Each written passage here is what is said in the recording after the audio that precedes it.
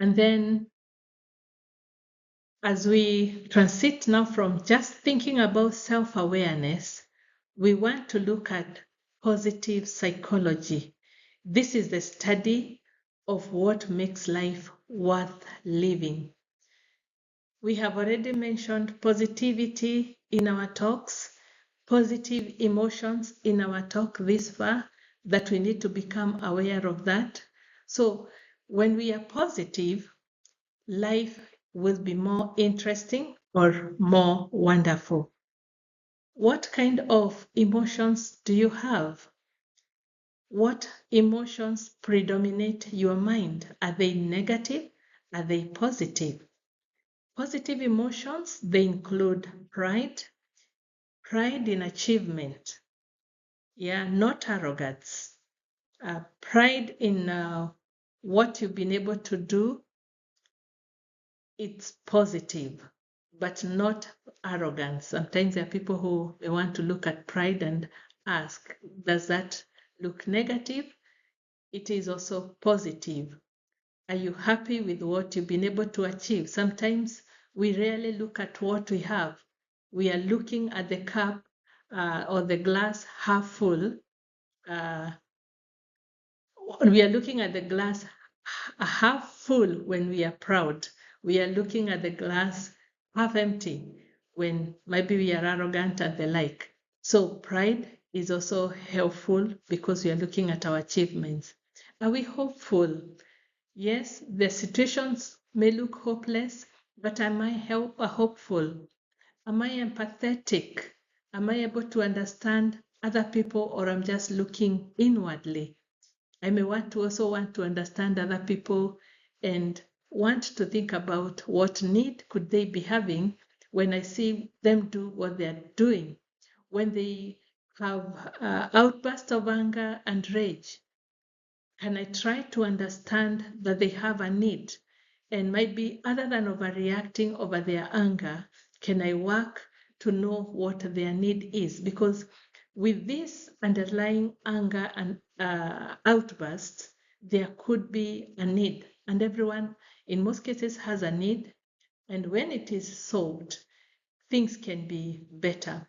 So let's work towards understanding people around us and getting to know what their need is. That's through empathy. Are you happy? Are you having faith, joy, and love? Those are key components of key emotions in positive psychology.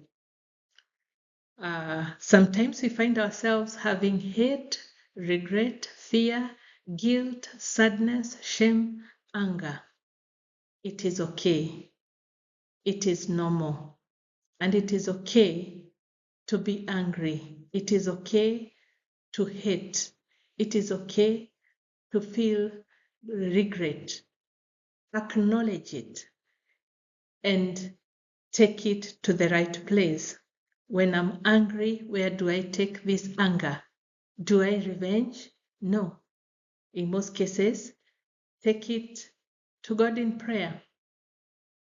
If you would not want to pray, acknowledge it and realize this anger can easily make me do the wrong thing. Bring in thought, bring in reasoning, and tell self, I will want to resolve this issue this way.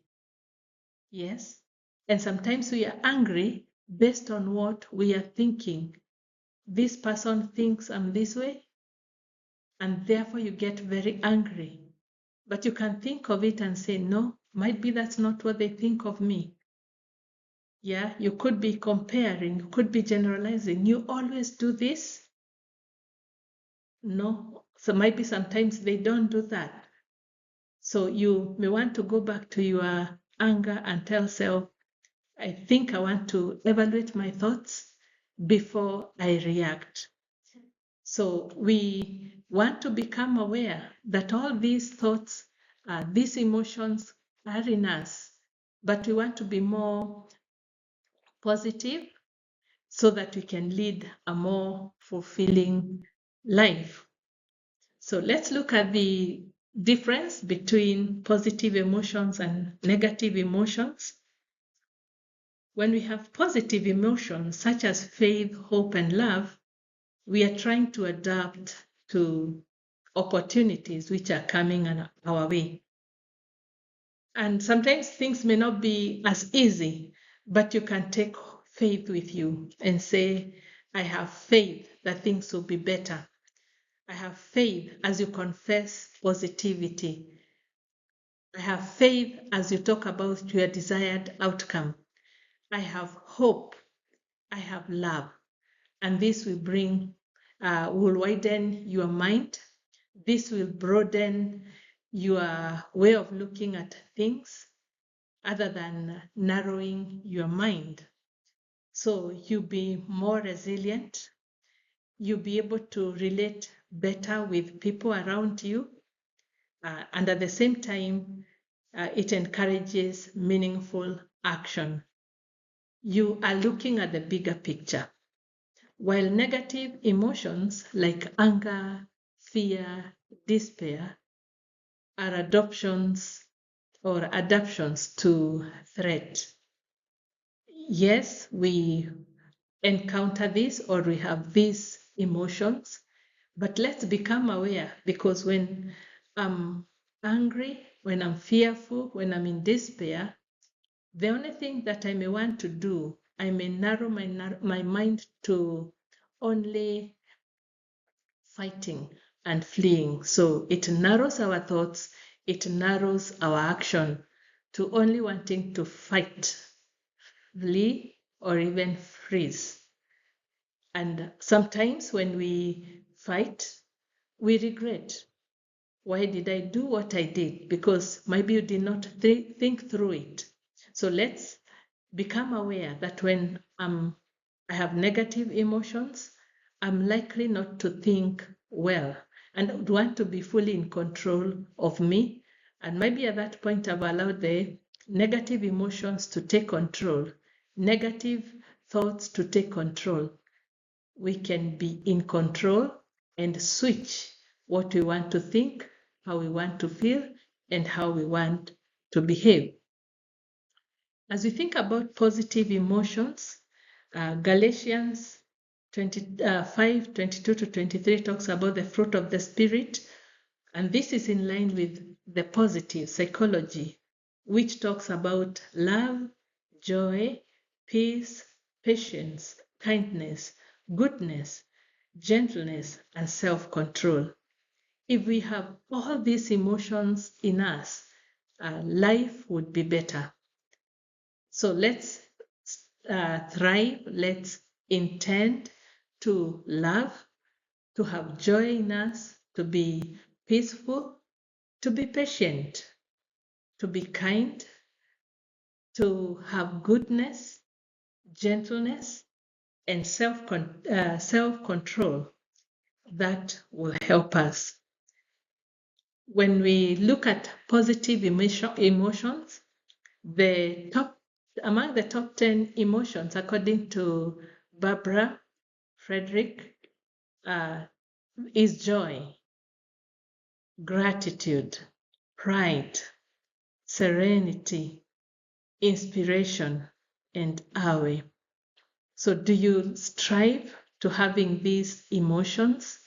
And I found gratitude as the number one positive emotion that makes life better. In every situation, when I look for a reason to be grateful, things start lighting up, or I start having hope in whatever it is that I'm going through. I have faith in whatever it is that I could be facing. I've also found awe as very important. When we are not taking things for granted and we are able to look at the world and marvel over what God can do, that will distract you from one thing that seems to be bothering you. Now, here is practical application to the same. Let's minimize negative emotions and cultivate positive emotions.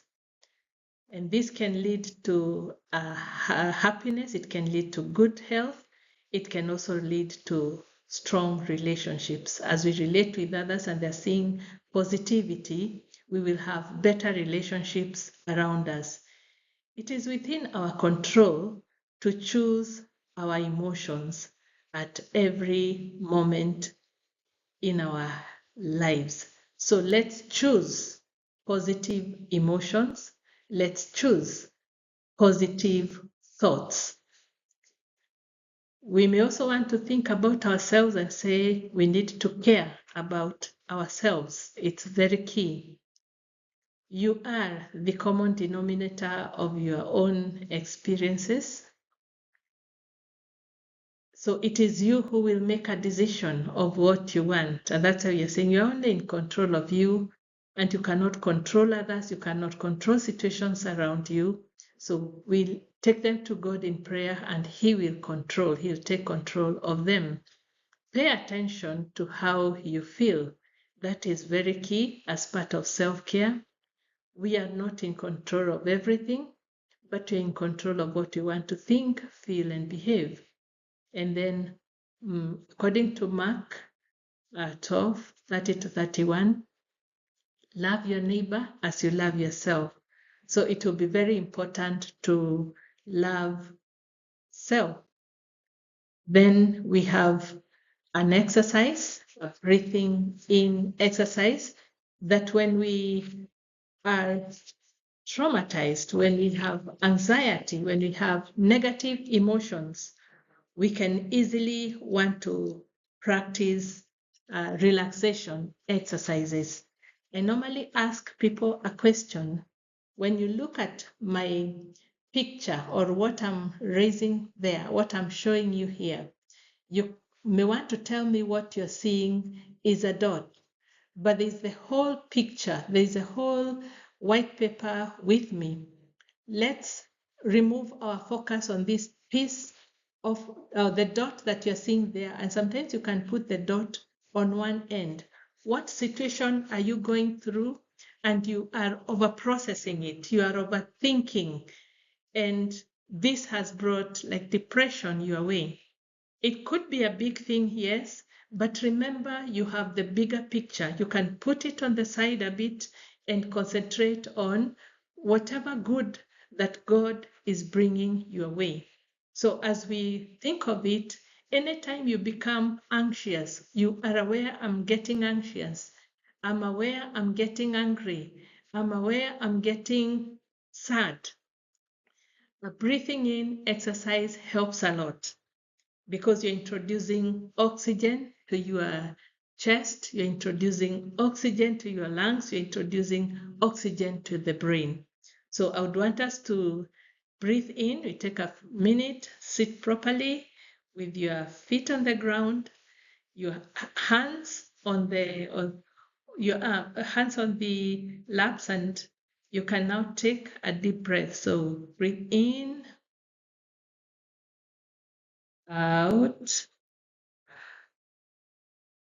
in again, out. And that feels nice when you breathe in and out. There's also this exercise of breathing in. You breathe in as you also hold. So we have our starting point here. You start by inhaling. And when we inhale, it's through the nose. When we exhale, through the mouth. And our mouth should be open. We should say, so breathe in. You hold.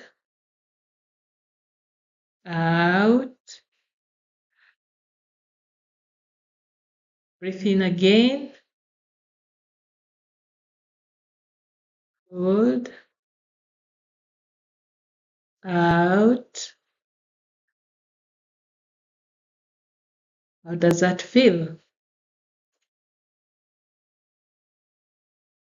Definitely it feels nice and relaxing. Very important.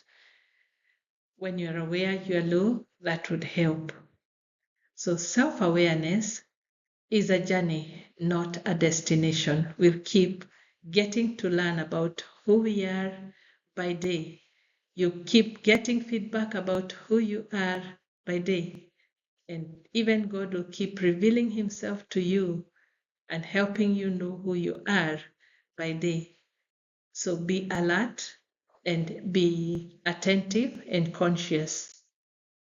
So thank you very much. As we think about self-awareness, you're saying this self-regulation. When you're aware of yourself, you are able to self-regulate, you're able to empathize, you are aware of your motivation, you are aware of your social skills. So thank you